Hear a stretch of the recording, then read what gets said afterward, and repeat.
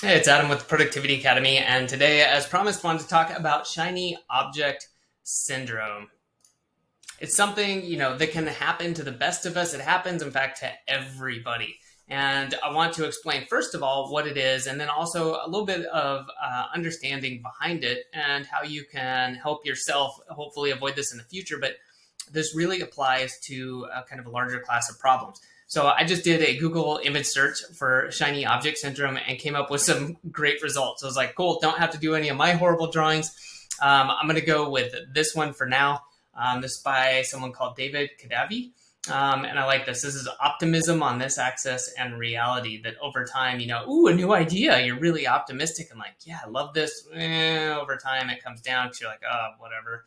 And then, oh, new. I love it, right? You get that hit of dopamine, whatever it might be, and you get excited about it because you're thinking about all of the good stuff. Now, this applies with, let's say, anything like a product is a good one. A lot of people get this where it's like, oh, maybe you bought some new clothes or you're looking at that new jacket and you're like, oh my God, that jacket is amazing, right? It's got pockets and a hood and this and that. And then you get it and it's like, oh, okay, well, I've got it now. I've got that pleasure of like buying it, of getting something new. Now I'm using it, and maybe you're like, yeah, I really do enjoy it, but you're probably thinking about like, oh man, what about that other North Face jacket? I wonder if its pockets are a little deeper, or right? You automatically start doing that. So a lot of times, shiny object syndrome is applied towards products. Same could be said for services, right? Especially maybe let's say like Zapier as a service. You're using Zapier, and you've heard that it could save you 10 hours a week. And, you get in there and it's like, oh, it does take a little bit of work. And sometimes stuff isn't always clear. Fine service. I love Zapier, just for background, but it's like, oh, it can take some work, can take some troubleshooting, and it's not just click a button and it always works. So maybe you look for an alternative. You're like, is there something that's a little slicker? Maybe you're looking at Integromat, right? Or you're looking at one of these others that help pipe things together. And instead of investing that time and figuring out the tool and finding out, what maybe the pitfalls are of these other tools, a lot of times we hit that bottom here and we go, okay, well, this is tough. Let's use that other thing. So I was writing my newsletter and talking about this and how this kind of factors into the emotional cycle of change. And this a lot of times is talked about more for projects or maybe business ideas. And so this is the emotional stage and then time. All right. So what a lot of times, we have uninformed optimism. For example, let's say I'm going to start a YouTube channel on shiny object syndrome, and it's going to be amazing. I'm going to save the world, and everyone's going to love it, and great. Let's just do it. Then you get started. You're like, man, I've never had a YouTube channel. I'm not sure how to have good lighting, like Adam's amazing lopsided lighting. You start realizing these little things that like, oh, okay, well, now I'm starting to learn about this. I've got, some negative stuff going on. Then you get down here into the valley of despair where you're just like, oh my God, I don't know how to edit stuff. This takes 10 times as long as I thought it would. Nobody's watching my videos.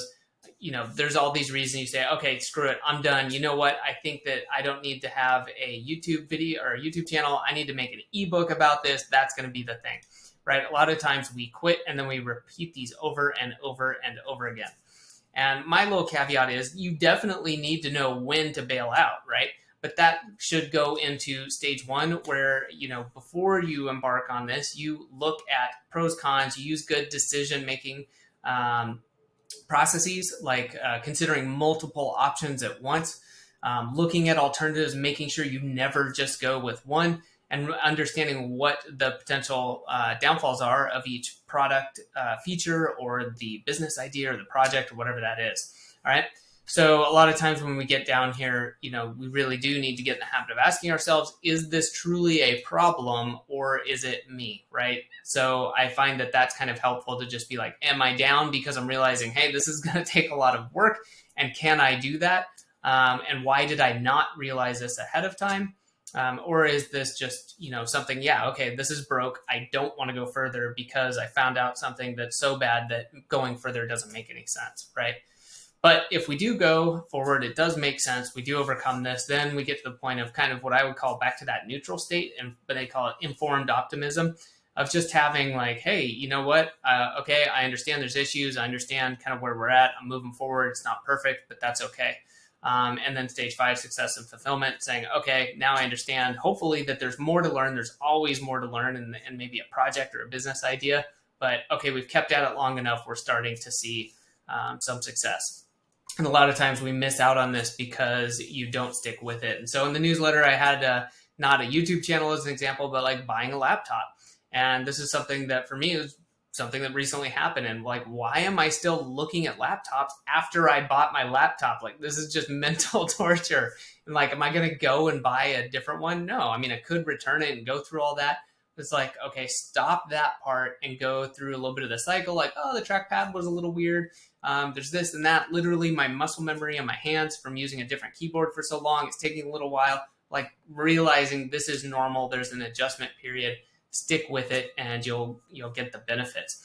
Something else that isn't really talked about here, I guess this could be like the long term or the benefit of going through the emotional cycle of change, is that those people who stick with things, you reap much greater benefits, right? So if you make it stage 4, it's like, oh, okay, you're doing okay. You might be on the way to success.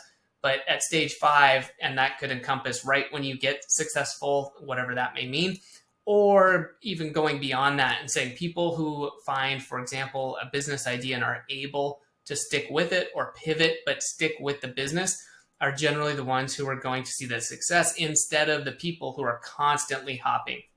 And again, this isn't meant to say like every business idea, every project, every product you buy is great and you need to stick with it. But the difference between hopping off early and really, working around, finding ways to get through, again, any rough patches definitely has benefits. So hopefully this helps you with shiny object syndrome and understanding where you're at and what maybe your pitfalls might be on this emotional cycle of change. I think a lot of this is personal, and you could probably look at this and say, where's my weak point here? And what can I do to bolster that? Maybe it's just realizing that, oh yeah, when I get to the valley of despair, here's what I typically do. I come up with all the problems and I can't do this and can't do that, but I never look ahead and say, hey, what's waiting for me? Or how do I overcome these?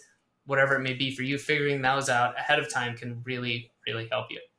All right, if you have any questions or comments, leave me a comment on the video, and that'll do it for this one.